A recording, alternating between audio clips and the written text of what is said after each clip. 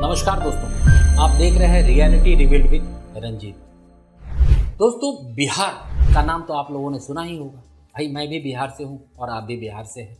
हो सकता है आप नहीं भी हो, लेकिन हमारे बिहार की हालत बहुत खराब है। बिहार एक प्रमुख राज्य है, ये हम भूल नहीं सकते। बिहार ने हमेशा अपनी समृद्ध सांस्कृतिक धरोहर और ऐतिहासिक महत्व के लिए जाना गया है, लेकिन पिछले कुछ दशकों में बिहार विकास और प्रगति की राह पर बहुत पीछे रह गया है। ये हम सबको पता है। वर्तमान में बिहार की जनता बुनियादी सुविधाओं से भी वंचित है। दोस्तों, रोजगार तो बिल्कुल है ही नहीं और भ्रष्टाचार अपने चरम सीमा पर है। दोस्तों, अगर इसी तरह भ्रष्टाचार रहा ना तो और हम दलदल में जाते चले जाएंगे। दोस्तों, इन समस्याओं ने जनता को एक बार बदलाव की ओर देखने के लिए मजबूर कर दिया। जी हाँ, बिल्कुल सही कह रहा हूँ।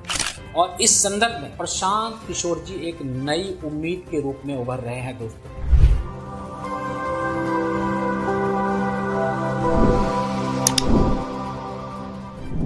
बिहार की शिक्षा व्यवस्था के बारे में मैं आपको क्या बताऊं। बिहार में शिक्षा व्यवस्था बद से बदतर हो चुकी है। सरकारी स्कूलों में शिक्षकों की कमी और गुणवत्तापूर्ण शिक्षा का बेहद अभाव है। बच्चों के भविष्य को अंधकारमय बना दिया जा रहा है। वहीं स्वास्थ्य सेवाओं की बात करें तो अस्पतालों में बुनियादी सुविधा तक नहीं है। लोग फोकट में अपनी जान गंवा बैठते हैं। दवाओं की बेहद कमी है और चिकित्सकों का अनुपलब्धता आम बात हो गई है। दोस्तों, ग्रामीण क्षेत्र में स्वास्थ्य सेवाओं की स्थिति और भी ज़्यादा दयनीय हो गई है और रोजगार के क्षेत्र में भी स्थिति बेहद गंभीर है। आपको तो पता ही है, ट्रेन में भर भर करके लोग बाहर जाते हैं, वहाँ काम करते हैं, वहाँ से पैसे कमा करके अपने घर भेजते हैं, फिर अपने बाल बच्चे का पोषण करते हैं। दोस्तों, उद्योग धंधे की हालत बिल्कुल खराब है। युवाओं को रोजगार के लिए बड़े शहरों की ओर जाना पड़ता है और ये प्रवास न केवल उनके परिवारों को प्रभावित करता है बल्कि राज्य की अर्थव्यवस्था पर भी नकारात्मक प्रभाव डालता है। लेकिन पिछले कुछ दशकों में बिहार की राजनीति पर राष्ट्रीय जनता दल यूनाइटेड और लोक जनशक्ति पार्टी का हमेशा प्रभुत्व रहा है। आपको तो पता ही है, तीन पार्टी है, एक दूसरे को कैच करते हैं। चाहे ये जीतेंगे, चाहे वो जीतेंगे, चाहे ये जीतेंगे। अब तीनों में से काम किन्हीं को नहीं करना है। ये तीनों पार्टियां आपस में एक दूसरे को दोषी ठहराने में लगे रहते हैं। लेकिन वास्तविकता ये है दोस्तों कि जनता की समस्याएं जस की तस बनी हुई है। हम जहाँ खड़े थे वहाँ भी नहीं है, वहाँ से बहुत पीछे हटते जा रहे हैं। लालू प्रसाद यादव और उनके परिवार ने बिहार की राजनीति में एक महत्वपूर्ण भूमिका निभाई है, लेकिन उनके शासनकाल में वही भ्रष्टाचार, कुशासन और न जाने अनगिनत कितनी शिकायतें रही है, जिससे जनता का भरोसा बिल्कुल टूट गया है। अब बात करें हमारे महान नीतीश कुमार जी। नीतीश कुमार ने विकास और सुशासन के वादों के साथ सत्ता को संभाला था। कुछ दिनों तक काम भी किया, लेकिन समय के साथ साथ उनके कार्यों में बेहद गिरावट दिखाई देने लगी। उनके कई निर्णय विवादास्पद रहे हैं और जनता की उम्मीदें पूरी तरह से उन्होंने तोड़ कर रख दिया। रामविलास पासवान और उनके परिवार ने भी बिहार की राजनीति में सक्रिय भूमिका निभाई है, लेकिन उन्हें भी कोई फिक्र नहीं है। लेकिन उनकी पार्टी भी भ्रष्टाचार और वादा खिलाफी के आरोपों में बच नहीं पाई है। लेकिन दोस्तों, अब वक्त आ गया है हमें और आपको सोचने का। अगर हम और आप नहीं सोचेंगे तो इसी तरह हमारे राज्य में हम पीछे की ओर धकेले जाएंगे। तो जब आपका बच्चा पढ़ेगा ही नहीं तो मजदूरी नहीं करेगा तो कलेक्टर बनेगा, लेकिन आपको उसका कोई चिंता नहीं है। कितनी बार आपने सुना कि अलग अलग राज्यों के नेता हमारे यहाँ के लोगों को कितनी गालियाँ देते हैं, भद्दी भद्दी। कहते हैं कि आप अपने राज्य से छोड़ करके हमारे राज्य में आकर के हमारे राज्य के लोगों का रोजगार छीनते हैं। लेकिन दोस्तों, अब वक्त आ गया है हम सबको सोचने का। हम सबको जाति, धर्म, संप्रदाय से उठ करके अगर हम नहीं सोचेंगे, हम ये सोचेंगे कि हम सिर्फ अपने जात वाले को ही वोट दें। बिहार की दुर्दशा इसलिए है कि नेता को मालूम है यहाँ कि हम काम करे चाहे नहीं, जाति धर्म के नाम पर आप वोट उसी को दीजिए। तो ऐसा नहीं चलेगा। हमें एक पढ़े लिखे लोगों को चुनना ही पड़ेगा जो हमारे राज्य की आर्थिक स्थिति को मजबूत करे, हमारे लिए सोचे, हमारे लिए व्यवस्थाएं करे। कि कुछ भी हो जाए, बिहार में स्थिति को बदलने के लिए मुझे वो प्रयास करना है। मुझे समाज में यहाँ काम करके वो व्यवस्था खड़ी करनी है ताकि बिहार में स्थिति बदले। पूरी दुनिया कहाँ से कहाँ चली गई है और हम कहाँ पीछे की ओर जा रहे हैं। दोस्तों, प्रशांत किशोर का नाम भारतीय राजनीति में किसी परिचय का मोहताज नहीं है।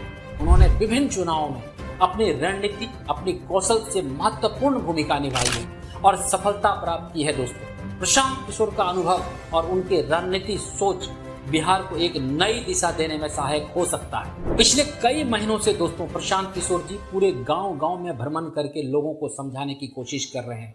आधा पेट खाइए लेकिन अपने बच्चों को पढ़ाइए। अगर अब भी हम ना समझे ना तो फिर भैया किसी का दोष नहीं रह जाएगा। हमें क्योंकि हमने तय कर लिया है कि हमें पीछे की ओर ही जाना है, हमें आगे बढ़ना ही नहीं है। दोस्तों प्रशांत किशोर की प्राथमिकताएं हैं कि वो शिक्षा, स्वास्थ्य और रोजगार को मजबूत करें। वोट का कीमत है रोजगार और पढ़ाई।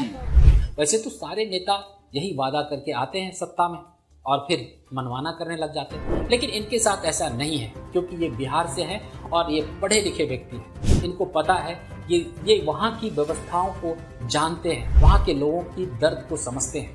इसीलिए मैं कहता हूँ कि प्रशांत किशोर अभी हमारे सामने एक बेहतरीन ऑप्शन है। उनका मानना है कि यदि इन तीनों क्षेत्र में सुधार लाया जाए, शिक्षा, स्वास्थ्य और रोजगार, तो बिहार को प्रगति की राह पर ले जाया जा सकता है। वे भ्रष्टाचार मुक्त प्रशासन और पारदर्शी सरकार की वकालत करते हैं जो जनता के प्रति जवाबदेह होगा।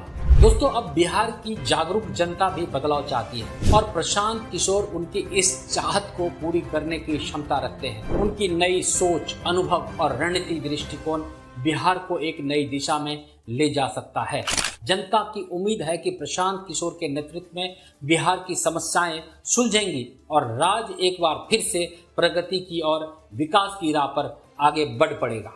अब समय आ गया है दोस्तों कि बिहार की जनता एकजुट होकर बदलाव के इस सफर में साथ दें और एक नई शुरुआत की ओर कदम बढ़ाएं। दोस्तों वर्तमान राजनीतिक दलों ने जनता को निराश किया है, ये आप बिल्कुल मत भूलिए। और अब समय आ गया है कि एक नए नेता को मौका दिया जाए जो बिहार के विकास और प्रगति की ओर ले जाए। प्रशांत किशोर इस बदलाव की बागडोर को संभालने के लिए बिल्कुल तैयार हैं। अब बिल्कुल आप इधर उधर की बात ना सोचें। सब एक दूसरे को गुमराह करने में लगे हुए हैं और जनता के विश्वासों को जीतने का वो पूरा प्रयास करेंगे।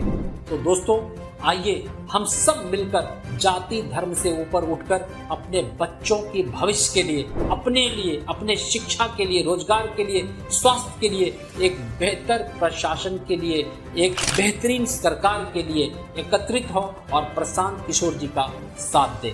दोस्तों अगर वीडियो पसंद आए तो प्लीज़ इसे लाइक, शेयर और सब्सक्राइब जरूर करें और लोगों तक ये वीडियो जरूर पहुंचाएं ताकि प्रशांत किशोर जी को ज़्यादा से ज़्यादा लोग जाने, समझे और उन्हें आने वाले चुनाव में अपना समर्थन दें। आपका बहुत बहुत धन्यवाद।